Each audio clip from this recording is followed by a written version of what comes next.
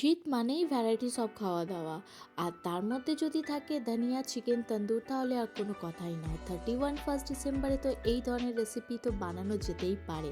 বছর শেষ হচ্ছে আর একটা নতুন বছরের জন্য আমরা সকলেই অপেক্ষা। চিকেনের পিসগুলো সব রকম এখানে আমি রেখেছি, বোনলেস উইথ বোন। তো এখানে আমি পোলেই কাটিয়ে এনেছিলাম, মানে চিকেন তন্দুর বানানোর জন্যে। তো যাই হোক, প্রথমে চিকেনটাকে খুব ভালোভাবে ধুয়ে গরম জলে হালকা করে কিন্তু ভাপিয়ে নিচ্ছি। জলটাকে একদম ছেঁকে তুলে রেখে দেবো। 2 চামচের মতন বেসন হালকা করে রোস্ট করে নিচ্ছি। এবার নেব একটা ম্যারিনেশন করে নেবার প্লেট। তাতে অ্যাড করব 2 চামচের মতন আদা রসুন কাঁচা লঙ্কা ধনেপাতা বাটা, 1/2 চামচের মতন হলুদ গুঁড়ো, 1/2 চামচের মতন জিরে গুঁড়ো, 1/2 চামচের মতন কালার আর ঝালের জন্য রেড চিলি পাউডার, 1 চামচের মতন তন্দুর মশলা। প্রথমে মশলাগুলো দিয়ে ধনেপাতাটাকে বেশ ভালোভাবে মিশিয়ে দেবো। তাতে অ্যাড করব এই 1 কাপ মতন টক দই। জলটাকে প্রথমে খুব ভালোভাবে কিন্তু ঝরিয়ে নিয়েছিলাম টক দইয়ের। প্রথমে সব কিছু খুব ভালোভাবে ফেটিয়ে নেব। তাতে অ্যাড করব স্বাদ অনুযায়ী নুন, 1 থেকে 1.5 চামচের মতন সর্ষের তেল অ্যাড করে দেবার পর আবারও খুব ভালো করে মশলাটাকে ফেটিয়ে নেব।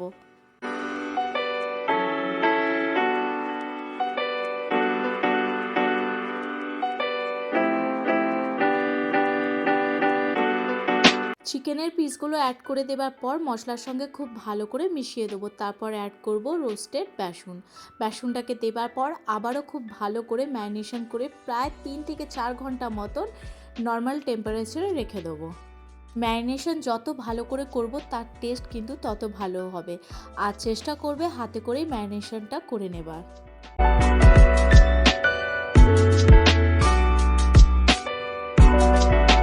4 ঘন্টা হয়ে গেছে। তো আজকে আমি চিকেন তন্দুর বানাবো ওটিজিতে। তো এখানে নিয়ে নিয়েছি ওটিজির জালতি।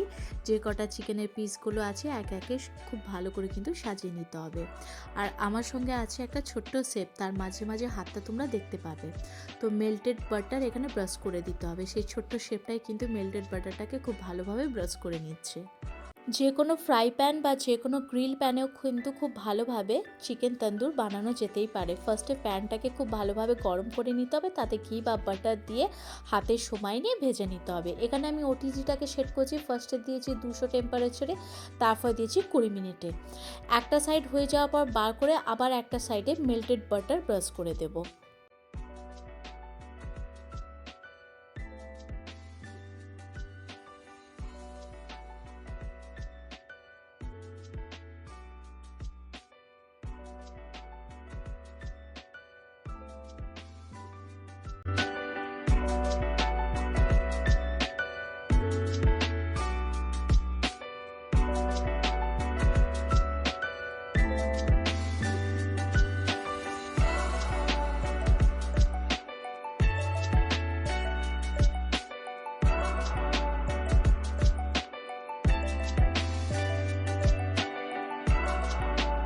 রেডি হয়ে গেছে ধনিয়া চিকেন তন্দুর।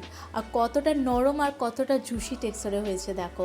আমি অলরেডি প্রথমেই কিন্তু আমি চিকেনটাকে ভাপিয়ে নিয়েছিলাম, তাই আর অতক্ষণ সময় লাগেনি।